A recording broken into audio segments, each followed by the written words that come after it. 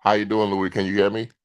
Yeah, I can hear you perfect. Oh, that's perfect. Oh man, listen, I really appreciate you joining us, man. It's really an No, no honor. problem. You are a legend in the business, man. So this is really an honor for me. Thank you, But thank you. I wanted to talk to you about the event that you guys have going on Saturday. Obviously, we have Sebastian Fedora versus Keith Thurman in the main event. Another big PBC event coming to Las Vegas. Can you just tell the fans about the upcoming event? Well, it's first of all, I just want to say hi to all the fans, everybody that's listening in. I'm really excited about the event. It's a great event. In Pandora, you got a guy, he can't be in a bad fight. You showed it with the two Sioux fights. And with Thurman, you got a guy that's, great fighter, could be, Hall of Famer, good puncher, guy that can, they'll press action. So it's going to be a great fight. It's just two guys. They're always in good fights, and I'm really excited. It's going to be a great fight, and when you got a guy like Thurman that can crack like he can, he's always in the fight. The puncher's always in the fight. So I'm excited about the whole card. I think Mendoza and Ioannis Tejes is a great fight. I think Mendoza is, knocked out Pandora. Is a great left hook puncher, and Tejas is a both of them are good punchers, and promises to be a great fight. It's two guys that they're always in good fights. So I'm really excited about the co-main event, and I think the winner goes on to big things, and starts making a name for herself again. And I think Tejas needed a fight like this to come back after his last fight, loss and the title fight. And Mendoza needs this win to get back on track again. So I think it's going to be a great fight for both guys.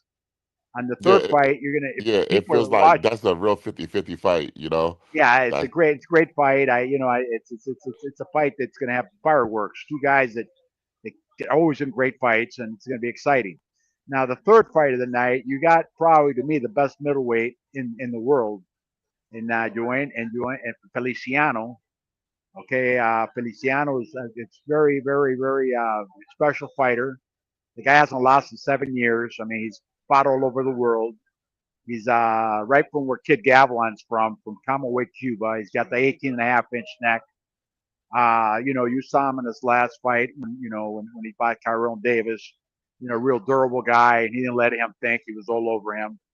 And this is going to be a great fight for him because you got an Olympic fighter that's fought some of the best guys in the world. A lot of people had him, beating Elijah Garcia in the fight, which is a hell of a young fighter, and giving a lot of guys hell.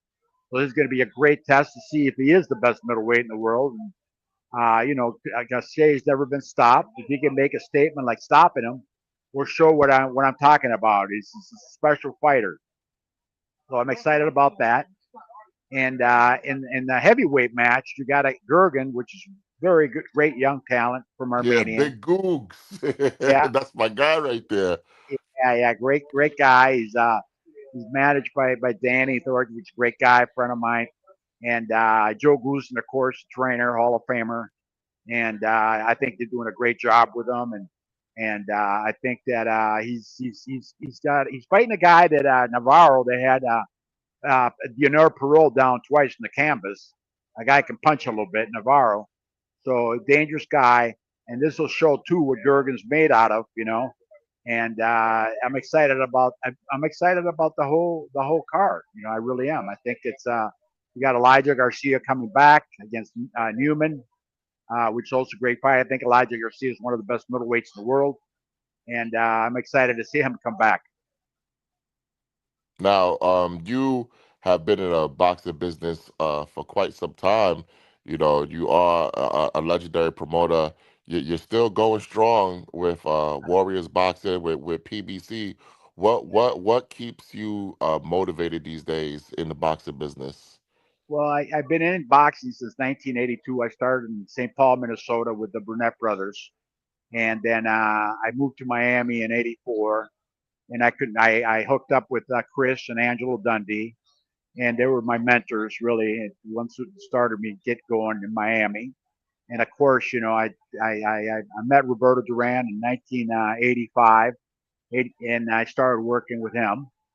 And I also had Jose Ribalta, which went 10 rounds for Tyson, one of the toughest fights Tyson had when I got to Miami, and then I started basically working with all the Cuban fighters, and just what kept me going, just working with at 24 world champions, and on this, it's the only thing I had done, it's boxing. So it's the only thing I know. Of course, I'm real happy that, I'm working with PVC. I think Al Heyman, to me, is the smartest guy probably in the history of boxing. I am real happy, my son works with him because, they're great boxing people. So it's what keeps me going. Now I got a lot of good young talent.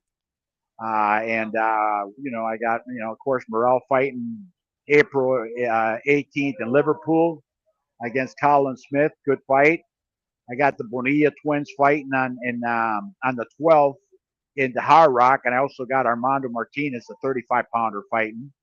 So thank God I've been able to keep all my guys busy, and it's just what motivates me is just to keep going forward and see if I can create a few more champions before I retire. Now, the Bonilla twins, huge signing. You're talking about Ari and Andre Bonilla, fighting out of El Paso, Texas. Correct, How correct. Yeah, did you even discover them? Because they were you got them like pretty early. yeah. I got a call from Joe Goose, and he had him out in the gym in Van Nuys. He had him out at his boxing gym. He told me, I got these two kids here. They're great prospects. You got to see these guys, and basically, I got talking to the manager, Samir, which is a great guy, and we made a deal with the Hard Rock Hotel and Casino and Chris Lawrence, Heavyweight Factory, and Joe, hooked me up with them. And the nice thing I found out about these kids is that I didn't want to waste time with them. The first fight out, I told them, guys, let's fight 10 rounds. You guys got a lot of amateur experience. Samir, you've been around. You worked with Canelo's team many years, and these kids got a lot of talent. And the first time I called them, I said, "Listen, we got to go 10 rounds." And just turned 19. They were, "Oh, thank you for that great birthday present you're giving me." So the first fight out, I put them 10 rounds both. Now they're 6-0. They're ranked worldwide. They're number 4 and 5 in the WBA and ranked in the WBC, I think 14. And they're great prospects. And I'm happy. I was happy with Armando Resendiz when I signed him. A lot of people, didn't believe he was going to be a champion, and thank God, he beat Caleb Plant. Now he's a regular champion. So I'm motivated. I always loved Mexican fighters. I worked with Jose Luis Castillo at the end of his career, tremendous human being. And I'm just happy to be involved with these two young kids. I think they're going to be both world champions and make history. Now, David Morrell, like you said, he's going to be back against Callum Smith. He was able to bounce back from his loss to David Benavidez with, I thought a good showing against Imam Katiev. Now he's back in the title picture. Just talk about the growth that you've seen from David Morrell from the time you picked him up to where he's at now. Well, I think Morel, when I saw him, he was a world amateur champion, and I didn't want to waste no time with him. And I put him the third fight out. I put him, for an inter-world title fight, and I beat Lennox Allen, and I brought him, a smart move that I made. I brought him to Minnesota, my hometown. The fans really took a liking to him, and he started doing real good at the gate there, and we were able to work, move him on Showtime, and a great atmosphere with at the Army. He always sold out the place, and we took a chance with Benavides. There was a lot of people maybe thought it was too early, but I thought we had a great chance in the fight. I thought we had a real good chance to win. But Benavides showed he was the better man that night, and he also showed me he's a terrific fighter. I always thought he was good, but I never knew he was that good when he fought Burrell. And to me, losing a guy like Benavides, it's and coming back against a guy like Kata, which a lot of people they wanted him to pull out of the fight because they found foundings on him before the fight, 3-4 days with the steroids and all that. And Morrell said, "No, I'm fighting this guy," and it's probably the best thing that happened because he fought a real rough, tough guy. He was the canvas and he showed the championship heart to get up. from knockdown and come on in the later rounds. And it was a 10 round fight. I believe if it had gone 2 more rounds, he would have stopped him in the last 2 rounds.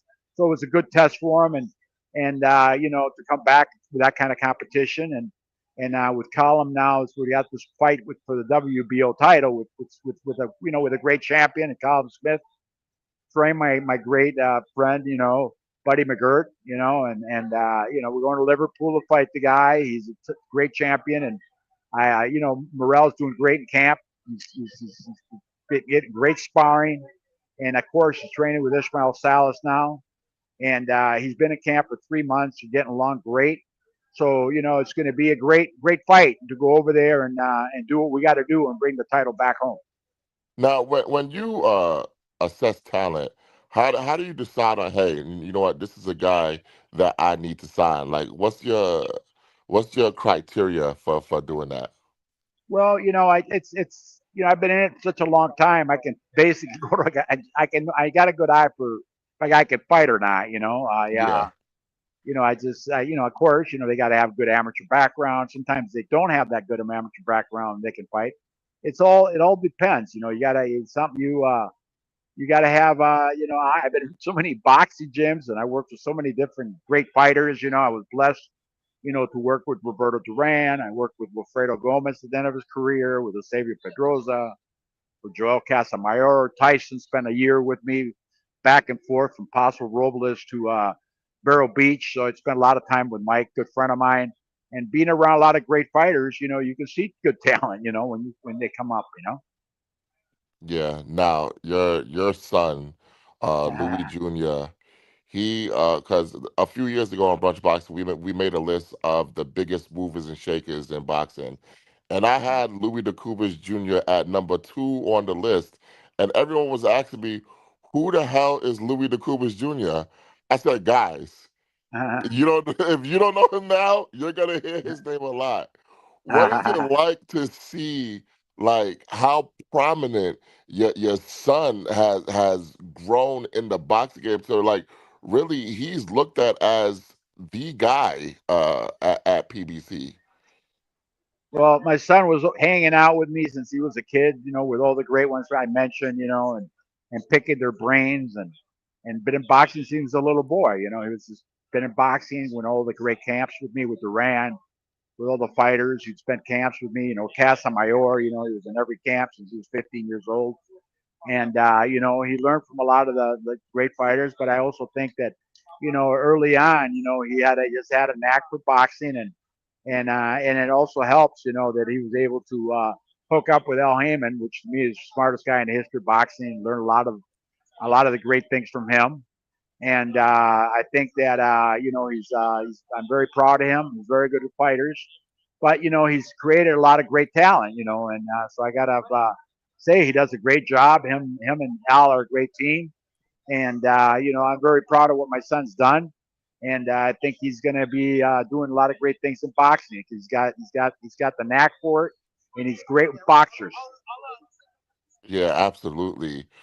So what does the future hold for Warriors boxing? Well, we just keep going. We keep going here, and hopefully create a few more world champions. And just keep going. I've been partners with Leon Margolis for 35 years. Is my attorney and partner in boxing, and we've done a lot of great things together. And we're a little older now, so we just want to guide and have a good time. Maybe have a few more champs. That's all. That's what we're trying to do. Yeah, absolutely, man. Listen, you guys have a bright future, especially with those Bonilla boys, man. I was really impressed with them. So, you got something there. I'm telling you. Thank you so much. I appreciate that. We Hey, thank appreciate. you for joining me, man. This has been No, no. an Hey, honor thank to you for speak with having me you. on. Anytime you want me, you got me. Okay, you're Hey, good. I appreciate it.